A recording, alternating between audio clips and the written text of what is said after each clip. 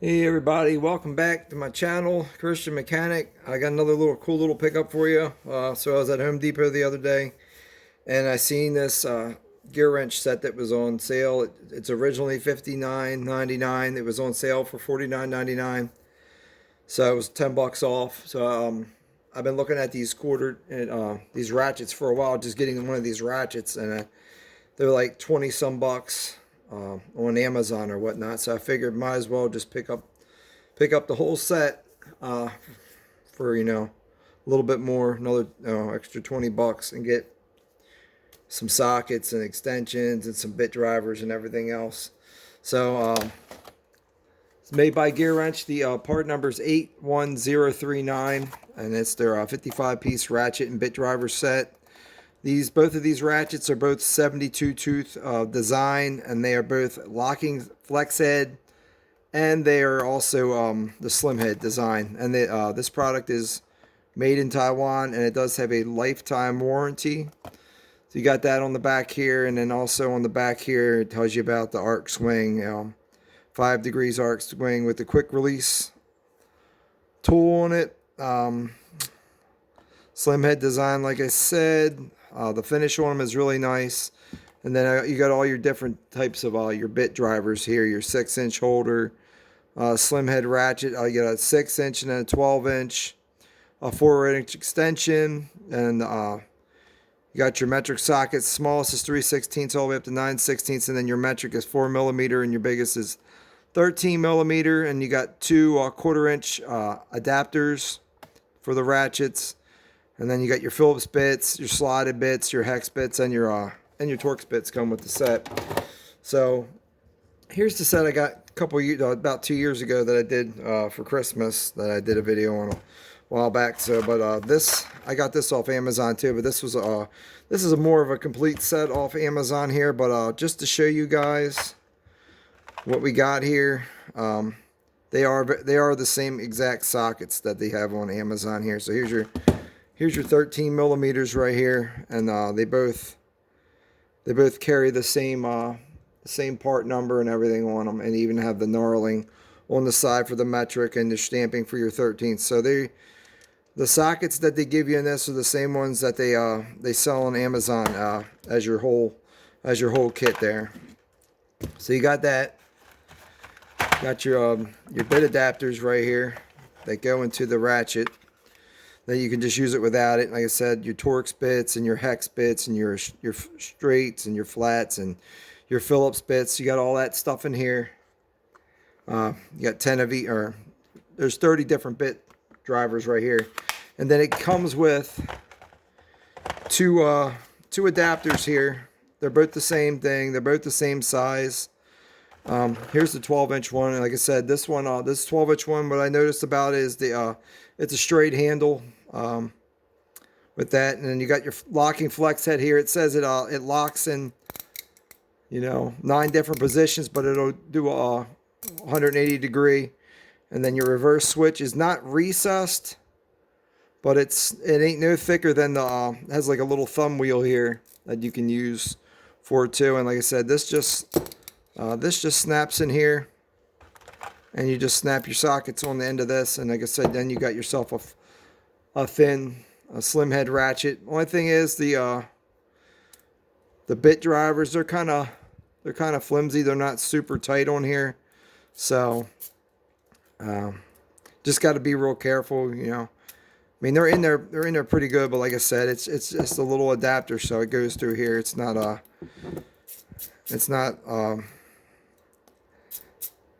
what would I want to say? It works. It works, but like I said, it's not perfect. So anyway, so here's your locking for your flex head. It's just a smaller design of the larger flex heads of the gear wrench that they have. It's the same kind of a locking mechanism, locks it and unlocks it.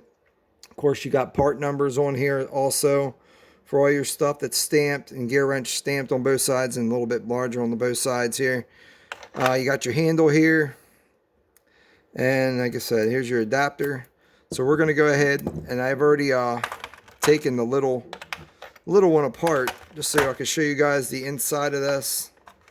But to get this apart here, I already had this all apart, but this piece wouldn't come out, and that's because there's a little hog ring like this that sits up inside this piece right here. There's a little groove right here, and that's what holds this on to here, and also that's what's going to keep you from pulling the anvil out to get a chance to get a look at the internals. So also with this one here, as you can see, the handle is at a slight angle to give you a little groove, so it's not a straight handle like this other one.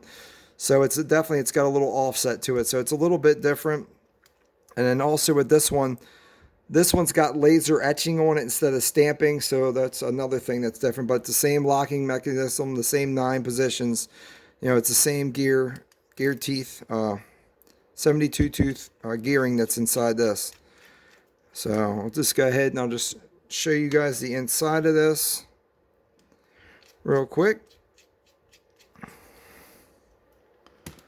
And then there's that. And here's your little tiny backing plate here. And it's pretty thick for being a 1/4 inch drive backing plate here. So here we go. Here's the plate here. You got a little hollow here. That's your anvil right here. And there's your 72 teeth. And like I said, there's no seals or gaskets or anything. There is a little bit of grease on the inside of this here when you take it apart, but it's not a whole lot of grease, and it's like a black color grease here, so it's not super lube. And here's your pawl. There's no visible markings on the pawl. So there's your little pawl that goes inside there. And then here's your reverse switch here. It's got one little detent right here with the spring in it right here. So it's got one detent spring inside of it, and then you take that out, and then you'll be able to slide the and as you see, there is a ball detent. I'll see if I can show you guys this.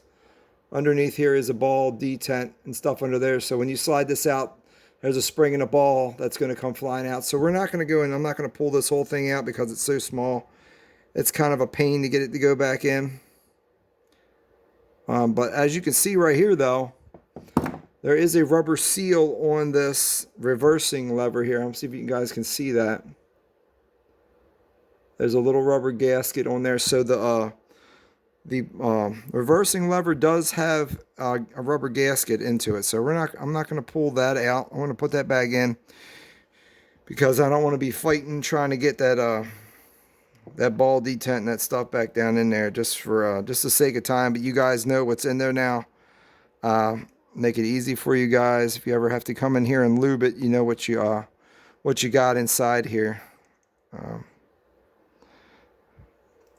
But yeah, to snap that the outer ring back on, it shouldn't be too hard. There's that. And you got to set your pawl back in. Now your pawl's got a little groove here. Oops, sorry. See if I can show you guys this.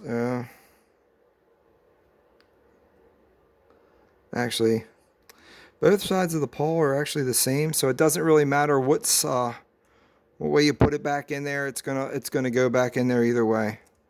So you just go ahead and you can just lay your pawl right in there, and then you're gonna try and squeeze this. And make sure when you put this back together that you got the side, that the hog ring or whatever you want, the ring that locks it into the outside, you got that facing out like that. So you got that facing out. The way when you put your piece back on, it's got 2 flat spots on it. It's got a flat here, and it goes over these flat spots here. And make sure you put it on the right way. And then you're just going to have to squeeze this hog ring back around it.